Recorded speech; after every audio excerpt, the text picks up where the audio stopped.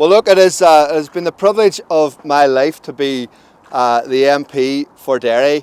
My first job has always been to represent the people of this city, and I've been very proud to be able to do that. That's a job I'm going to continue to do for as long as the people of Derry will have me, and I will continue to work day and night to represent them in Westminster, to fight for the people of this city, and to be a voice for change for them. It has also been a great privilege to be the leader for almost a decade, for 9 years, of the party that I joined when I was 14 or 15 years old under John Hume, to fight for the Good Friday Agreement, to support the work of what I think is actually the most successful political party on these islands, made a massive contribution to ending the Anglo-Irish conflict, and I have been really privileged to be the leader of the SDLP. The bottom line, though, is this last few years has been a period of immense change across these islands. What we have seen after Brexit really has been really unstable in many ways, but also been a moment of opportunity. And now that we have the three strands, all the institutions of the Good Friday Agreement in a better place, in a more stable place, this is also now a big moment, I think, of change for this island.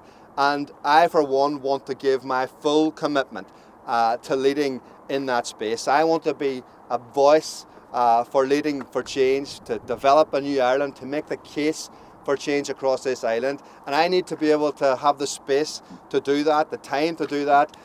Some people maybe don't realise how much effort you have to put in to the day-to-day running of a political party. And while I've been privileged and happy to do that, the moment now has come for me to step aside, to allow other people to take on that mantle, to allow myself actually to focus on things that I need to focus on, primarily representing the people of this city, but also making the case for a new Ireland, making the case for change across this island. That's the work that I'm very passionate about. That's the work that I'm committed to do.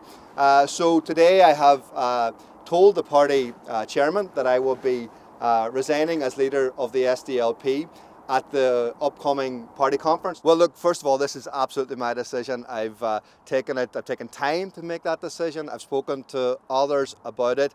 You don't often get actually to pick your own moment, and I think I'm glad that I've been able to do that.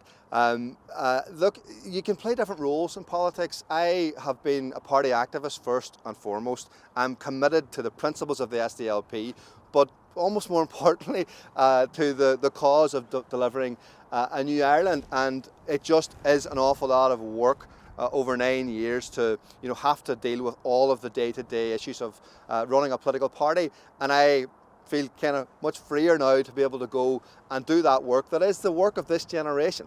The work of this new generation is to deliver a new united Ireland for all of our people, to end the division in our communities, to end the division in terms of people being left behind in places like this, but also to end the division of partition, which has held us back and held back the opportunities of generations. So that's the work I'm going to do. I'll do it in a slightly different way.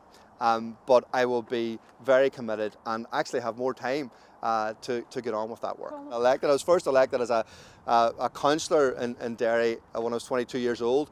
It's almost 20 years. I first and foremost want to represent the people of Derry. That's what I really love doing. I will continue to do that for as long as they'll have me.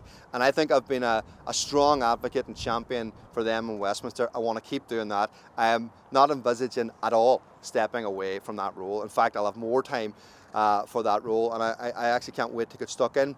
In terms of what happens next, look, the SDLP membership decide who the party leader is. But look, there's lots of very talented people in the SDLP broader leadership team. Matthew O'Toole is doing a fantastic job as leader of the opposition.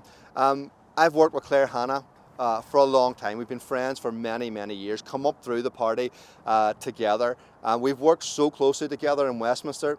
And one of the things about being a party leader or the leader of any organisation is you get to figure out what leadership takes. And I've absolutely no doubt in my mind that Hanna has what it takes to be the leader of the SDLP. She'd be far and away the best option for the members. So if this is my opportunity to be the first person to endorse Claire Hanna, I absolutely take it.